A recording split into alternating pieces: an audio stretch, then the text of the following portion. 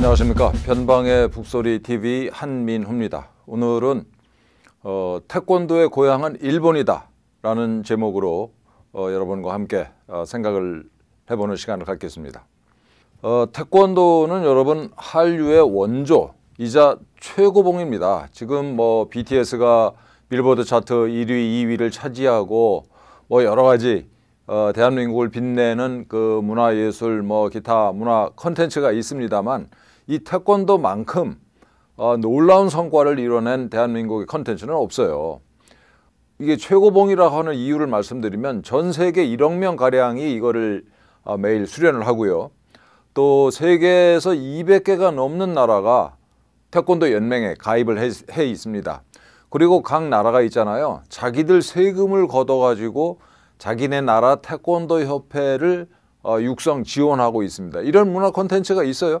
다른 나라 사람들이 자기들 세금 걷어가지고 우리나라 문화 콘텐츠를 이렇게 애호하면서 육성하는 이런 문화 콘텐츠가 태권도 말고 있습니까? 그리고 이 태권도는 올림픽 경기 종목입니다. 그 88 서울올림픽 때 시범 종목이 돼가지고 2000년 시드니 올림픽부터 이제 정식 종목 자리를 유지하고 있는데, 맨손으로 하는 무술 중에 태권도 말고 그 전 세계 수많은 그 무술 중에 레슬링, 복싱, 유도 이 세 개만이 올림픽 종목이에요. 그러니까 태권도가 올림픽 종목이라는 게 얼마나 대단합니까? 그런데 이제 이 도쿄올림픽 금년에 원래 작년에 하기로 했는데 코로나 때문에 연기가 됐죠. 금년에 하는 그 도쿄올림픽 시범 종목으로 가라데가 올라갔습니다. 조금 이따 말씀을 드리겠습니다만 태권도와 가라데는 그 다른 나라 사람들이 보기에는 완전히 흡사한 무술이자 스포츠죠. 그래서 이 IOC 국제 이제 올림픽 연맹의 원칙이 뭐냐면 매우 흡사한 두 개를 동시에 같이 이 올림픽 종목으로는 하지 않는다라는 원칙이 있어요. 그래서 지금 우리 이 태권도계가 엄청 걱정을 하고 있고 또 대책을 세울 거라고 믿고 있습니다만, 그 중요한 이슈가 바로 이 태권도를 어떻게 계속 올림픽 종목으로 유지를 하느냐 하는 문제입니다. 어쨌든 그건 앞으로 우리가 이렇게 대응을 해야 될 문제고, 레슬링, 복싱, 유도 함께, 레슬링은 고대 올림픽 때부터 이 올림픽 종목이었죠. 아시다시피 몇 개 안 되는 이런 그 올림픽 종목의 자리를 갖고 있습니다. 태권도는 정말 대단한 대한민국이 지금까지 많은 놀라운 성과를 이뤄냈습니다만 세계인의 스포츠로 태권도를 만든 것도 절대 빠뜨릴 수 없는 성과다라고 얘기를 할 수가 있습니다. 그럼 이 태권도라는 말은 언제 생겼나? 한번 여러분 맞춰보십시오. 고조선 시대 생겼을까요? 아니면 삼국시대, 고려, 조선, 일제시대, 해방 이후? 아마 적어도 조선시대 때쯤에는 태권도라는 말이 있지 않았을까라는 생각을 하기가 쉬운데 그렇지 않고요. 이게 6.25가 끝나고 나서 1954년에 생긴 단어입니다. 태자가 이제 밟을 태자, 권자는 주먹권자인데 그 1954년 9월에 속초에서 1군단 창설 4주년 기념식을 해요. 이때 이제 이승만 대통령께서 참석을 하시는데 최홍희 장군이 29사단 장병들을 시켜서 공수도가 일본말로 가라데입니다. 가라데 시범을 보였어요. 그런데 이승만 대통령께서 전혀 정말 예상치 않게 저게 태권이구나, 앞으로 전 군에 보급을 시키게 라고 지시를 하셨어요. 그러니 최홍희 장군이 얼마나 당황을 했겠습니까? 본인은 공수도 시범을 보인 건데 저게 태권이라고 그러니까. 그래가지고 그날 밤부터 이 최홍희 장군이 이제 부하랑 같이 옥편을 뒤져가면서 태권이란 비슷한 발음을 가진 단어를, 태권도라는 단어를 만들어냈어요. 이게 조선시대 때 나온 단어가 아니고 이렇게 정말 우연치 않게 나온 단어입니다. 태권도라는 단어 자체가. 이때 최홍희 장군이 같이 이제 데리고 썼던 그 남태희라는 부하가 있는데, 장교가 있는데, 최홍희, 남태희 이 두 분 다 가라데를 수련한 사람들입니다. 최홍희 씨는 일제 때 그 도쿄에 있는 중앙대학에 다니면서 그 가라데부에 입부를 해가지고 호토칸이라고 이제 가라데 도장이 있어서요. 그 가라데 아버지라고 불리는 그 후나코시 기친이 이제 관장이었는데 여기 다니면서 가라데를 수련한 사람이고, 남태희 씨는 그 해방 이후에 서울의 당수도 청도관이라고 하는 가라데 도장이 있었어요. 당수를 이제 일본말로 읽으면 가라데입니다. 근데 이 청도관이라고 하는 도장은 해방 이전에 1944년에 이원국이라는 분이 개관을 했는데, 이 이원국이라는 분도 도쿄 중앙대학 다니면서 바로 쇼토칸에서 후나코 씨에게 한 10년 동안 사사를 한 분입니다. 그러니까 가라데 도장이에요. 두 분 다 가라데를 배운 분들이고, 이승만 대통령 앞에서 시범을 보인 것도 바로 가라데였습니다. 이 태권도의 시조를 흔히 5대관이라고 얘기를 합니다. 이 5개 이제 도장이란 얘기인데요. 청도관이 그 제일 먼저 1944년에 생겼고, 이제 이후에 송무관, 무덕관 등이 생겼는데, 이때 이들 도장에서 가르친다고 스스로 얘기했던 게 뭐냐 하면 공수도, 당수도 또는 권법입니다. 이 공수도나 당수도 둘 다 일본말로 발음하면은 가라데예요. 가라데. 그러니까 우리가 태권도 시조 5대관을 얘기하는데 5대관에서 가르친 게 바로 가라데입니다. 물론 중국의 권법이랄지 택견 동작 이런 것도 도장에 이제 일부 사범들이 부분적으로 참고했을 수는 있습니다만, 뭐 그런 증언도 있습니다. 기본적으로는 그런데 가라데였다는 거죠. 그런데 가라데는 그럼 일본 거냐? 아닙니다. 이 가라데 또 원형은 중국이에요. 중국의 남권이라는 게 17세기에 그 오늘날의 오키나와 류큐로 가서, 그 당시 이제 류큐의 발음으로 토디라는 무술로 정착을 했어요. 근데 토디는 당나라의 이 손으로 하는 무술이다라는 뜻이겠죠. 그래서 당수. 근데 이 당수가 이제 오키나와에서 일본으로 건너와서 여전히 이제 당수로서 이제 발전을 하게 됩니다. 일본에서는 이 이전에 유도랄지 검도 이런 것들이 아주 체계화된 그 무술 시스템을 갖추고 있었어요. 그래서 류큐의 이제 토디가 일본으로 와서 여전히 이제 한자 표기로는 당수, 일본 말로는 가라데로서 발전을 하면서 검술의 이 무술의 선배인 이제 검도랄지 유도의 이 교육 체계를 많이 이제 채택을 하면서 정비가 되는 거죠. 그런데 1929년에 이 가라데의 아버지 후나코 씨가, 당수라 하면 이제 중국의 무술이잖아요, 기본적으로. 그래서 이 똑같이 가라데라는 소리의 한자 표기를 바꿉니다. 빌공자를 써가지고 맨손으로 하는 무술이다 이거죠. 그래서 공수나 당수나 둘 다 가라데입니다. 그래서 어쨌든 일본의 이 태권도의 고향은 이제 일본인데, 가라데를 원형으로 해서 태권도가 이제 발전한 건데, 그 가라데 역시 그 원형은 저 중국의 남권이다라는 거죠. 어쨌든 1954년에 이제 태권도라는 단어가 만들어지는데, 태권도 협회 자체는 59년에 처음 창립이 됩니다. 이때까지도 최홍희 장군이 현역 장군이었다고 그래요. 그래서 더군다나 이제 태권도가 대통령 지시로 만들어진 거라서 최홍희 장군이 일정하게 과거에 이 가라데, 당수 내지는 공수도를 수련한 사람들 사이에서 영향력을 발휘를 했죠. 그래서 50년대까지 이제 그 당수도, 공수도, 권법, 태권도 이런 단어가 이제 혼재가 돼서 쓰였고, 단어도 혼재돼 있었고, 이제 이거를 가르치고 배우는 사람들도 다 나뉘어져 있었습니다.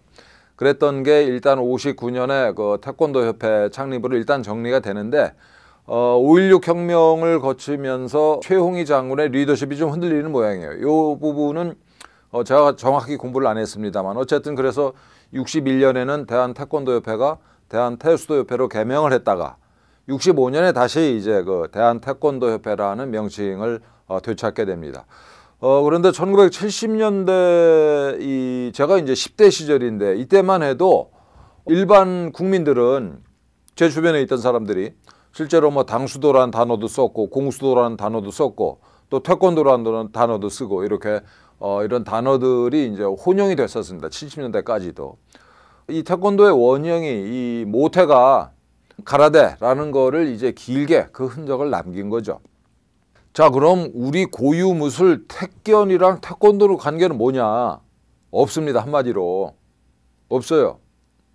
조선시대부터 구한 말까지 편찬된 각종 문서들에 따르면 이 택견 혹은 택견, 지금도 이 택견을 수련하는 사람들 사이에 이 용어를 이게 따로따로 씁니다. 유파가 몇이 있어가지고.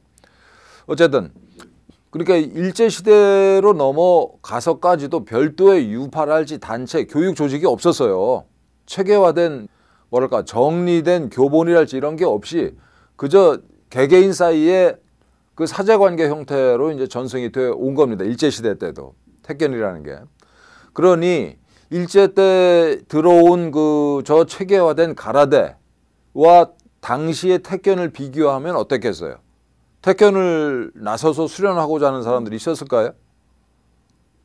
저는 없었을 거라고 봐요. 물론 이렇게 개개인 간의 이제 사제 관계를 통해서 면면이 아주 가냘프게 맥이 이어지긴 했겠습니다만 택견이 태권도에 영향을 준 건 없다라는 거죠.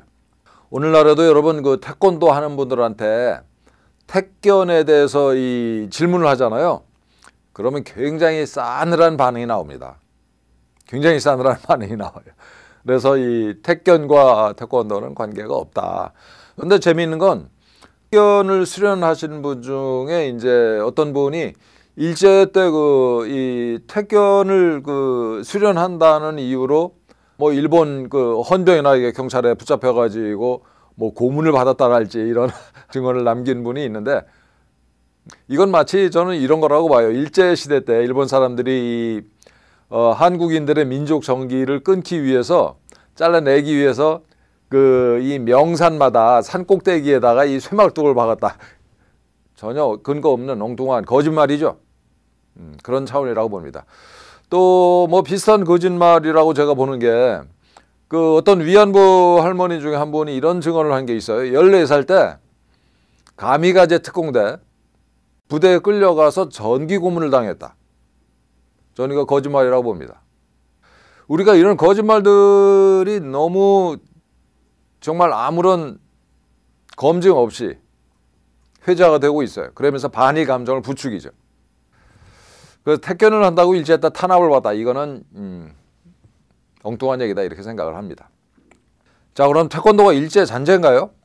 어떻게 생각하십니까, 여러분?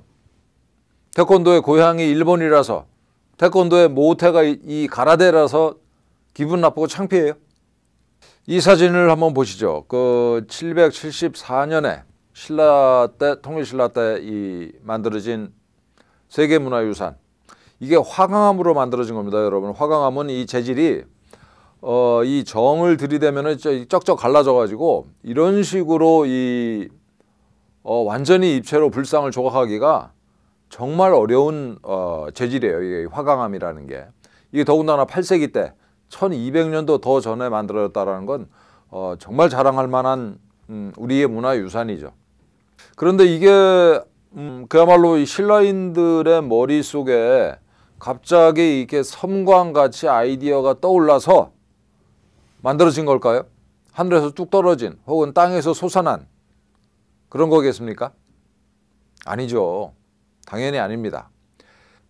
이로부터 한 100년 전에 저 이 룽몬이라는 동네에 이런 게 만들어져요. 이게 룽몬 석굴은 북위 그러니까 한 뭐 4, 5세기경부터 송나라 때까지 500여 년에 걸쳐서 이 룽몬 지역에 이런 것들이 이제 조성이 되는데 이건 특별히 이제 672년에 우리 그 석굴암이 만들어지기 한 100년 전에 조성이 된 불상입니다.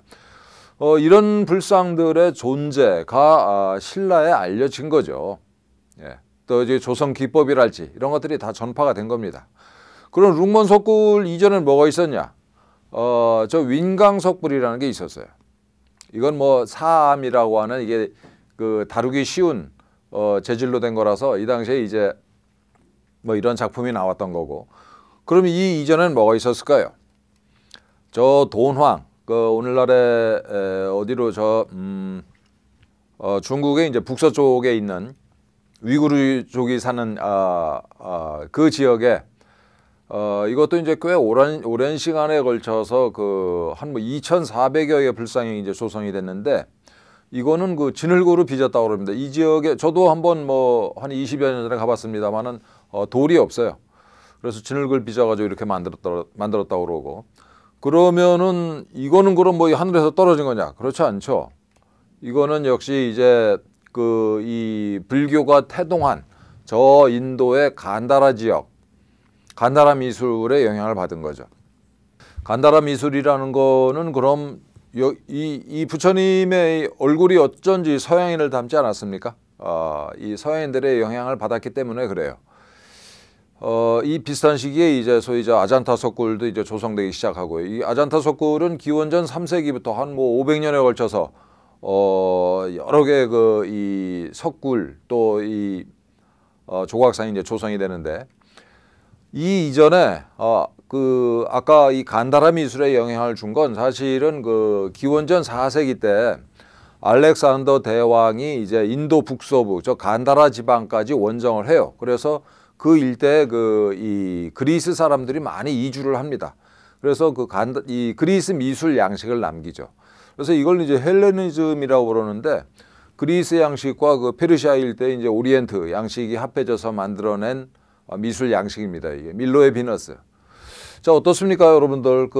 이 정말 전 세계에 우리가 자랑하고 있는 석굴암의 원형을 따지고 이렇게 쭉 찾아가다 보면 이 밀로의 비너스가 나와요. 물론 이 밀로의 비너스 이전에 또 뭐가 나오겠죠. 이게 그리스 이제 곳곳에 있는 뭐 이게 이런저런 양식들이 나올 테고.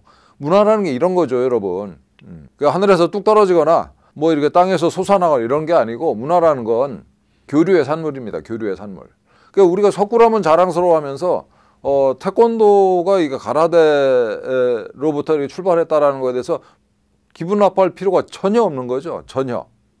가라데를 가지고 여러분, 우리가 얼마나 자랑스러운 물건을 만들어냈습니까? 가라데를 제끼고 올림픽 경기 종목이 됐고, 전 세계 200개 나라에 이걸 퍼뜨렸고, 1억 명가량의 수련자가 있고. 그래서 석굴암을 가진 게 이게 창피한 일이 아니듯이 우리가 가라데로부터 출발한 태권도는 정말 자랑스러운 거죠, 여러분. 그래서 가라데를 바탕으로 해서 세계적인 무술이자 스포츠로 재탄생한 태권도는 정말 자랑입니다. 우리의 자랑이에요. 그런데 이 대한민국 정부에 태권도 진흥과가 없습니다. 지금까지 뭐 있었다고 없어진 게 아니고, 지금까지 한 번도 이 대한민국 정부 조직 편제상 태권도 진흥과가 있었던 적이 없었어요.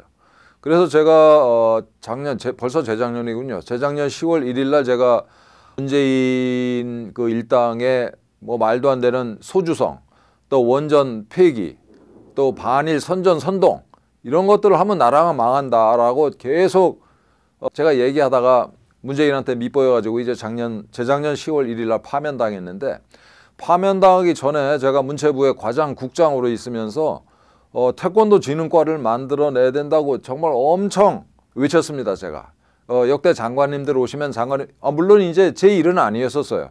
잠깐 제가 올림픽 국제체육과장 하면서는 태권도 진흥 업무가 제 일이었습니다만, 그 1년 말고는 제 일도 아니었는데, 장관님들께 또 이렇게 국회 문화체육위원회 소속 국회의원들한테 태권도 진흥과를 만들어야 된다고 그렇게 외쳤습니다, 제가.